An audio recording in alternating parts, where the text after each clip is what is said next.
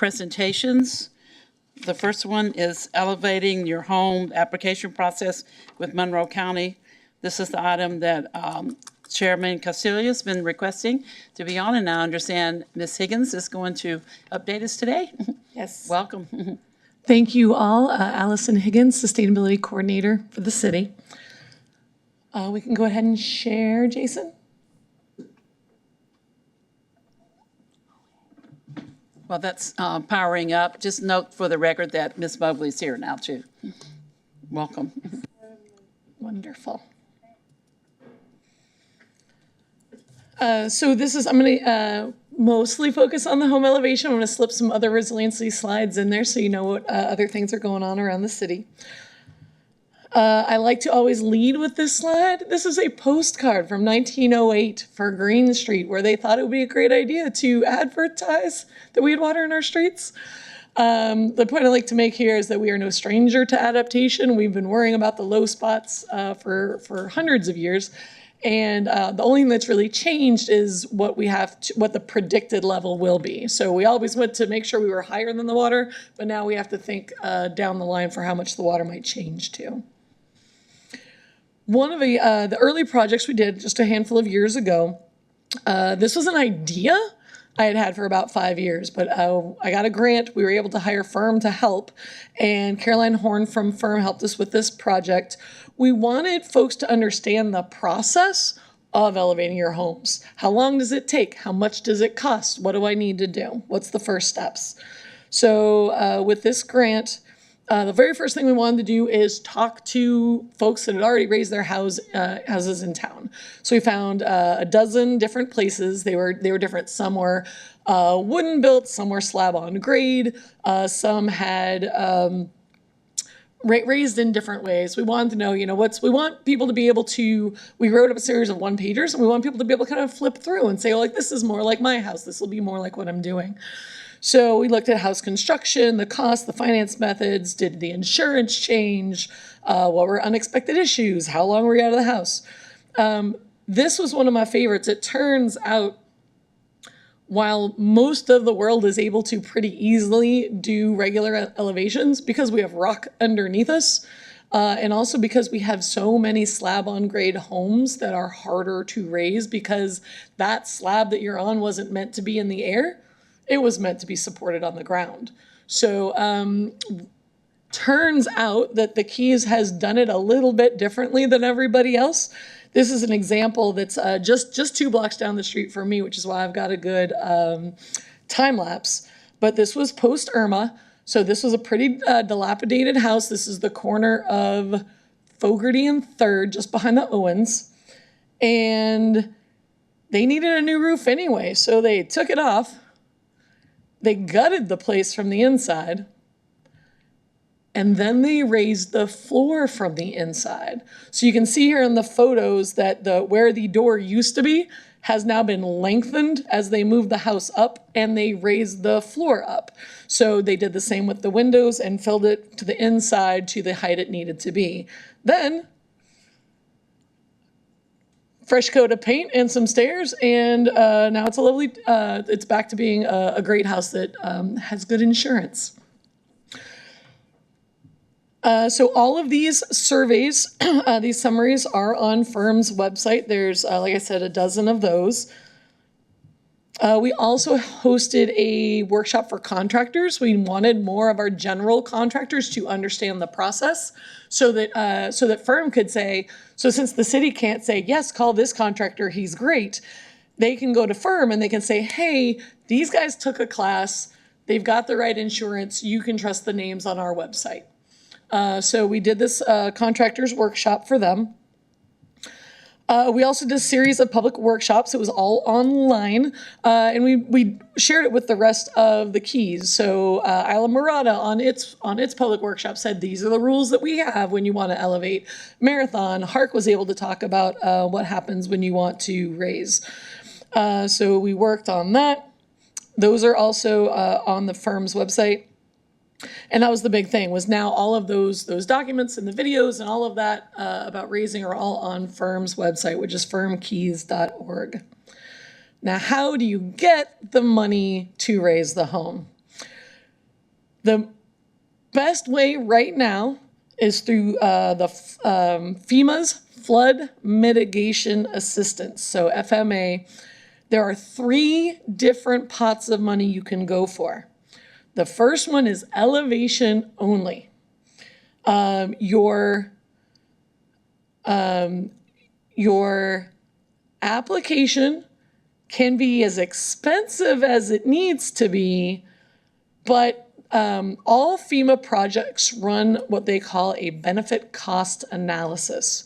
They want to see that the amount of money that they are going to spend on raising your home at least equals what it would cost if they did nothing. One of the cool things about this is they ran the numbers and said, if the cost is at $205,000 or less, we know you are guaranteed a 1-to-1 and it passes. So when I turned my application in, I made it $204,999 because I wanted to make sure I got in. I'd rather pay the extra if my project costs more than that to know that I made the cut of the benefit cost analysis. I am working with Mike Lalbachon. He's the administrator for this project. His name and phone number are on the screen.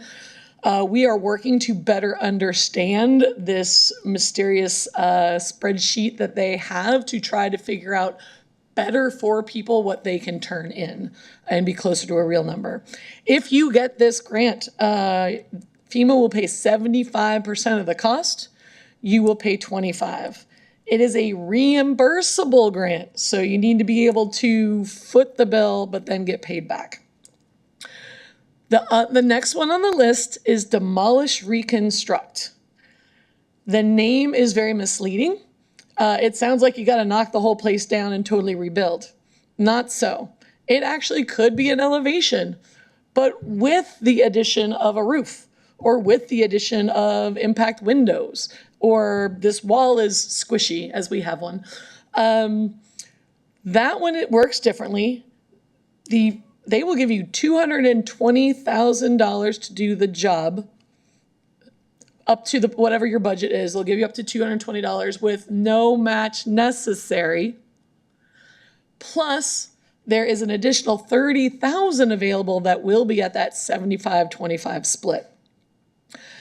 At the time when I applied, that one, I didn't understand what it was. I thought it was demolish, reconstruct, and I could have applied for elevation under just that one.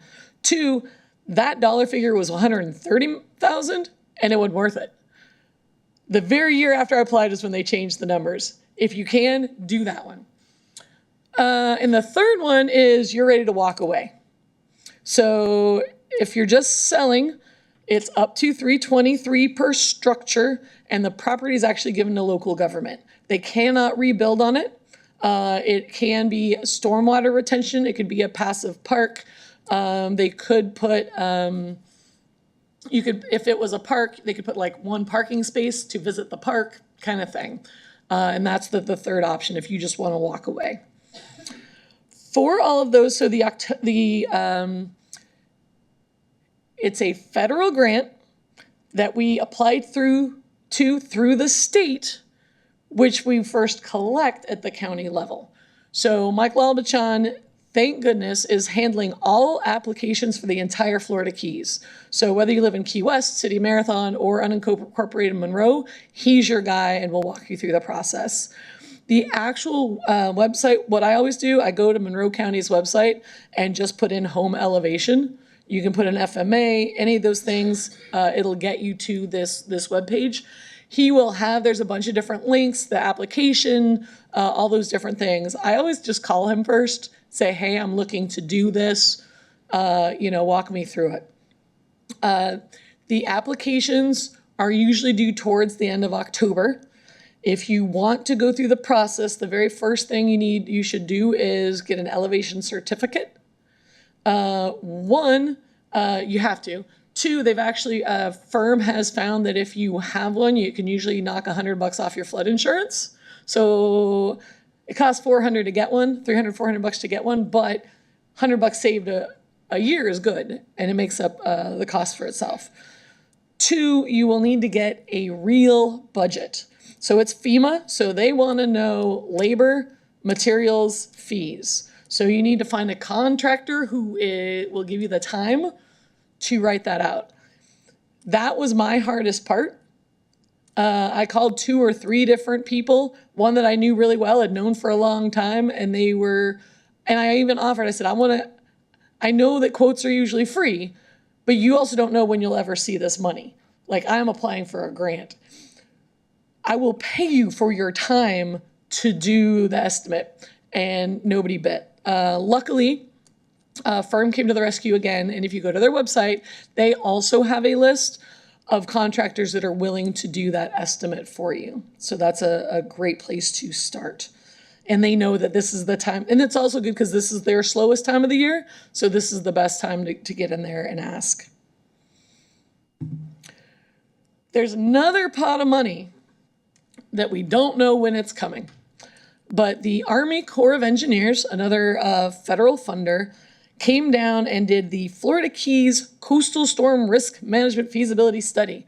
They came up with this very large report that recommended that Congress set aside money to help flood-proof and elevate, and it was passed.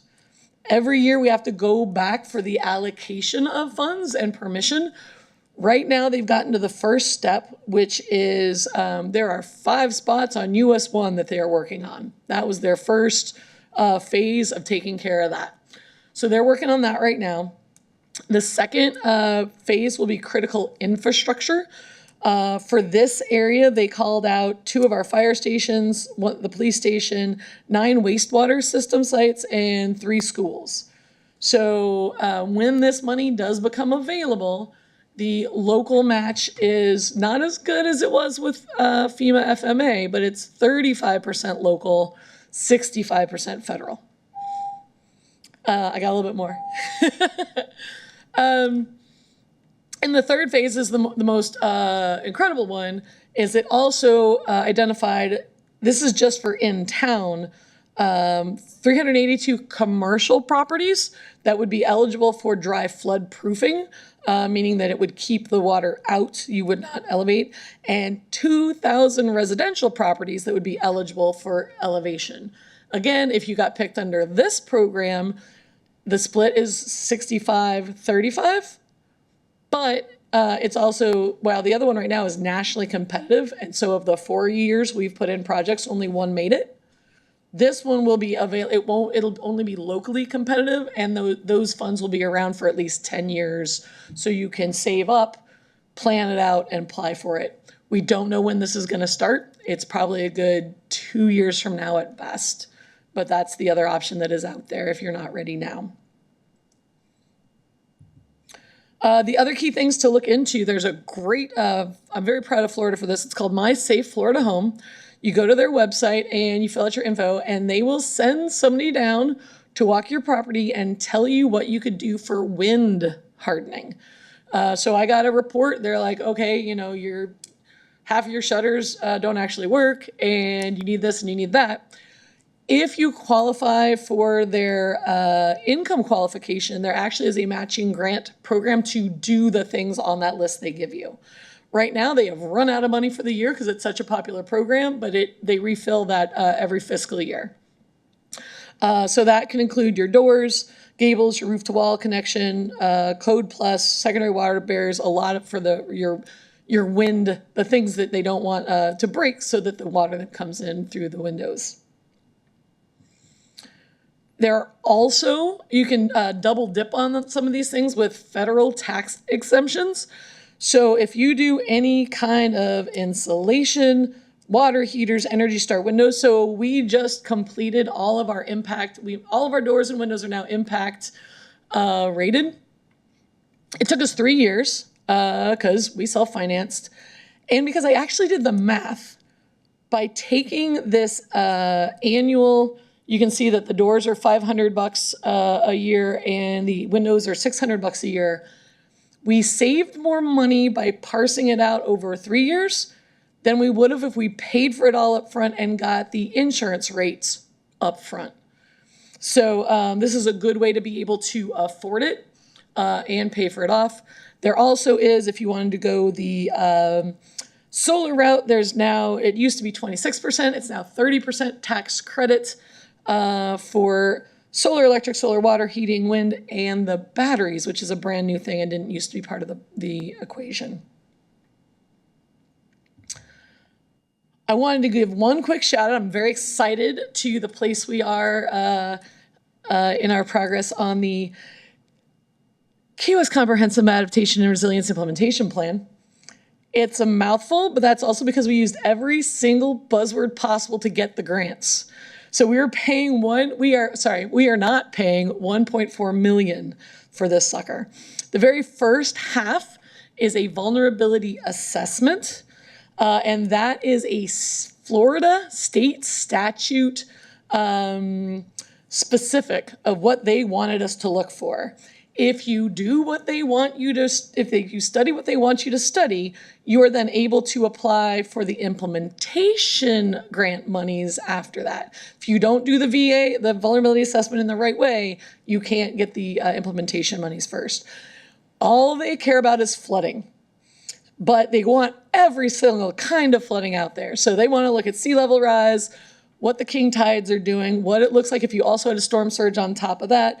What if you also had a big rain on top of that? So we have a series of maps for each one, including over time. And so that helped us find what are the most prone areas for flooding. They also had a very specific asset classes that they wanted to look in. They're thinking very big picture, they're thinking infrastructure, but they also are thinking about some natural, historical, and cultural stuff, but they don't weigh it nearly that much. So I think we had 36 different data sets that they ran through these maps, and that ended with a set of priorities. So everything had a priority, so with low on there, everything was a priority. So we stuck for the VA with high and medium. Right here, because of a presentation I just gave on Friday, I had highlighted water things, but you can see from the overall list, the most interesting thing about these list of assets, they are not ours. They're not all ours. You can see stuff that belongs to Keys Energy, belongs to the water company, belongs to the school. Two things. One, depending on where it is, the city might be able to do a stormwater project that is in the area, that even though we're doing it on our right of way, it helps everything in that area, right? So knowing that these things are more important overall helps us. Two, same thing about money. If the school has something that's on our list that went through the vulnerability assessment state statute things, they can apply for funds for their projects as well. So we're kind of sharing the wealth in this. So we ended up with 11 different areas that were hotspots. So the hotspots are areas where it would flood, but also then where those high and medium priority spots were. So I'll give you the close-up of, that's the overall list. This is hotspot 1. It's hard to read, but all of these maps are on our adaptation plan website. In this one, it's calling out stormwater catch basins, child care centers. It's calling out the historic areas of the diesel plant and Gato. It's also calling out the Navy's fire station, as well as all those ones across near Willie Ward Park and along that edge are potable water control valves that we would like to work because we like our fresh water. So that's one example of what's come out of that vulnerability assessment. And the second phase, I'm very excited, and Vice Commissioner Eels got to help us with this one. Now we move into the actual adaptation plan. We got the maps, we know the critical spots, but what about not in all cases did all the things that are critical to the community come up? This was the state statute list. We have 7 chapters we're working on. It's infrastructure and roads, power and water, housing and shelter, health and social, historic and cultural, environmental, and economic. We pulled together a bunch of stakeholder experts in those fields and had our kickoff just last week. There were 100 folks that are a part of this, and about 75% of them attended that first kickoff. The meeting was recorded. If you want to watch it, it's on the city's YouTube site. But the intent is, in the end, each one of these will come up with projects, policies, or programs that they want to do. Those will get scrutinized by the our consultant team. They're going to put a dollar figure to it. What does it mean? What's the trade-offs? And then once we pick our priorities from the big list, all 7 of those chapters will have a 10-year implementation budget. And that budget will be tied to actual grants that we might be able to tap into. So that one of the best things that ever happened, we have something that's very similar, that's our stormwater master plan. When Hurricane Ian came through, there's always a large pot of mitigation money that FEMA puts out there. They said, do you have projects? And our stormwater team went, yep, here's one, here's one, here's one. So the fact that we will have this list of planning level grade numbers and projects is going to be fantastic and help us take advantage of those opportunities. So all of this stuff is found on keywestadaptationplan.com. The links are on that webpage. You can also go to the city's YouTube site for any of the vulnerability. We had 3 different public meetings for the vulnerability assessment. I would recommend just going straight to the 3rd one because that's got the most information in it. And we also have a citizen survey that is available either by scanning this or finding it on the website. The links will be there. You can also look, a lot of this information I just talked about is on the city's website. You've got to know where to find it.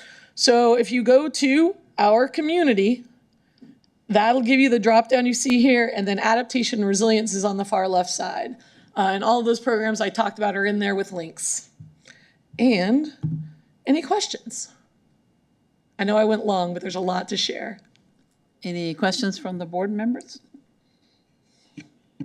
Madam Vice Chair. Mr. Williams? One quick question regarding one of the earlier pictures you said was over there, I want to say off Fogarty, you said?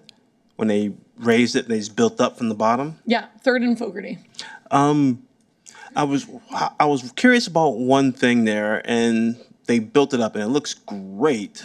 But I noticed that after they built it up and put the new floor in, that they didn't open anything underneath there for... You don't have to because it's solid. So the reason why you have to put in the grates is so the stuff will flow through. Because if it's hollow and you get that kind of water pressure on it, it caves in. But if that thing is all solid, then it's not going anywhere, so you don't have to do the grates. Cool. I was just curious about that. I was like, wait a minute. I wonder how water would get through there. That's attention to detail. I watched that house. Wow. That one, yeah. It was really interesting to watch. Other questions? I don't have any questions, Allison, but I definitely want to thank you. That's a tremendous amount of information, and I was hoping that residents can watch live, but for some reason this meeting is not feeding, but maybe they can go back and look at it. I'm guessing we're at least recording, and I do intend to take the snippet from this and put it out there, which is why I went a little long. Anyone else before I comment? Yes, thank you so much. That was very informational. And I just have 2 questions then. I know under the FEMA county program, that was, and I assume it still is, where you had to have, just so the public understands, if you go through that program, then you have to maintain insurance on your property going forward. Yes, absolutely. Good point. Is that also the same requirement if you get the core program, or they have established, requirements on that one yet? I don't know.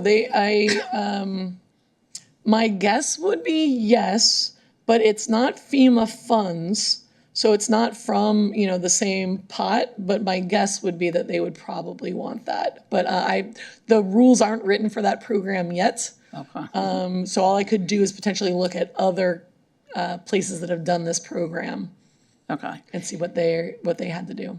Good And question. that's good to know that we have a list of other contractors now, because I know for a while, there were 2 or 3, and then they left or quit doing it. So that's exciting to know that we do have more contractors that have signed up, and that you all had that workshop for them as well. So, and then just so the board knows, Allison had reached out to me to be on that working group that she was talking about, to represent our board, and I have been doing that. So, and that first meeting was very informational. I mean, very good. So I appreciate excited that. about the turnout for it too. Yeah. So, no. One signed up from the public on this item? Okay. Thank you, guys.